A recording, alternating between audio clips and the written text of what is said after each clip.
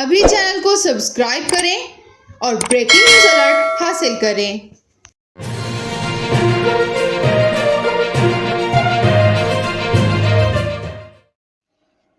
Lords کی تاریخی stadium کے بعد آسٹریلیا کے سڈنی کرکٹ گراؤنڈ میں بھی اذان کی آواز گونج اٹھی۔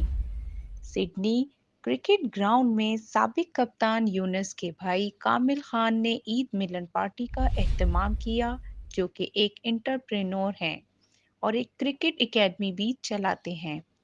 سڈنی کرکٹ گراؤنڈ میں عید ملن پارٹی کے دوران نماز مغرب کے وقت اذان دے کر باجماعت نماز ادا کی گئی۔